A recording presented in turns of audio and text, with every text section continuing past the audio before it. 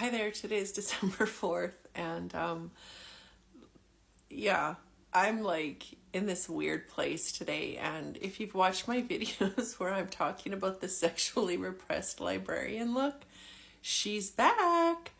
Um, yeah, she's back because I do not feel like doing my hair, makeup, anything today, and so I'm not. And that is literally the point of this video, is to know thyself and show thyself. And, it just is taking on a deeper meaning for me. And weirdly enough, like, I don't know, I've just been crying all morning.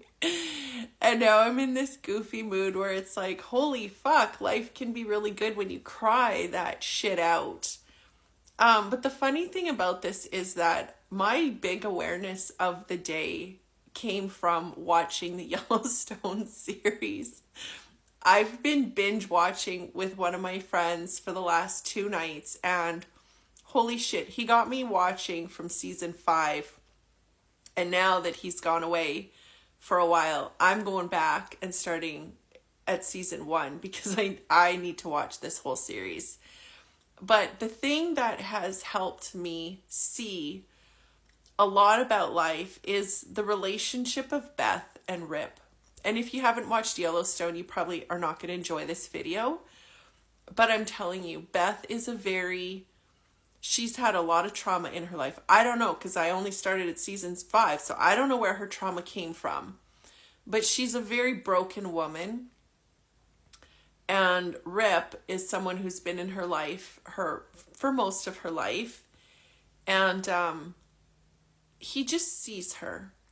He sees her broken parts and he loves her. And because he sees her and loves her, he's not trying to change her. He's not trying to fix her. He's freed her because he sees her and loves her anyway. And because he's so loving, he's just allowing her to be who she is. And so he's become this soft place for her to land. There's a person on the planet that sees the beauty within her. And so she continues to show it. And I'm sharing this because this was such a big, awakening for me. Because I see so much of myself in Beth. And I didn't understand those parts of me until I watched season 5 and was like, fuck, that's me. Like, that is me. And what it showed me was what we don't want in a relationship and what we actually do. Every woman needs a Rip. And I'm telling you, go watch this series if you want to know what I mean. Every woman needs a Rip in her life. And what he does for this Beth character is he's just there to hold her and love her and remind her to put her crazy parts away sometimes. It's so cute how they just lovingly accept her broken parts. Like, he can just see when she's deep in thought and maybe about to do something a little bit unhinged and go off on someone or something. And he'll remind her to get out of her crazy and back into the moment. And I love how he was speaking the other night about how he doesn't look at the past. He's here or in the future, not in a worried kind of way, but in a planning way. And it's really helping me see the beauty of healthy men.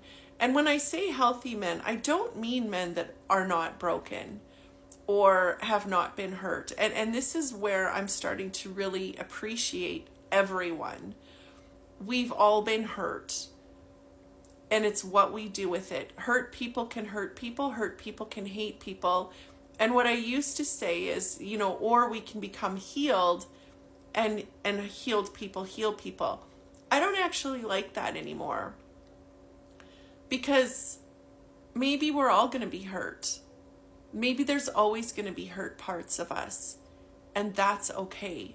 what I've loved so much about this love story is that he's not trying to change her. He's not trying to fix her. He's just freed her by loving her for who she is. He doesn't take any shit from her, but that's strong, beautiful, masculine love. And I would say that the feminine parts of us just really need a man to hold us and just not try to change us, not try to fix us, but we also get to be that for them. So I'm really seeing a lot about the divine masculine and the divine feminine, and how women do. We do overthink. We do overthink. And you know, I talked to one of my beautiful friends today, and I was just like, holy fuck. She just helped me see so much about relationships. She's been married for 22 years, and you know, what she said was that she's starting to talk to her husband about her thoughts.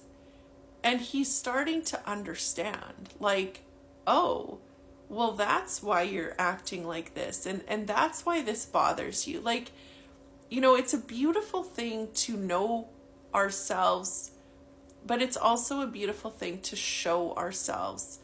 And this has really got me into this space of, wait a fucking minute here. I don't think that I've ever really sat with the truth about some parts of my personality and really accepted, like, holy fuck, I am this way. And I don't need a perfect man. I don't fucking want a perfect man, because they're probably just like so full of shit, because I don't think there is a perfect man or woman. What I want in my life is somebody who just can be there for me.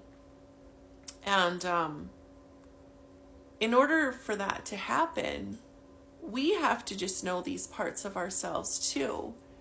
Like I said, I see this beautiful love story where he sees these parts of her and just accepts it. He's not trying to change it. He's not trying to fix her. He's just loving her and seeing her and navigating life with her. But that's what we're here to do on our own as well. And this is what I'm finally starting to see is, you know, I have always felt like there was somebody in my life trying to tell me what was wrong with me and what was wrong with what I did.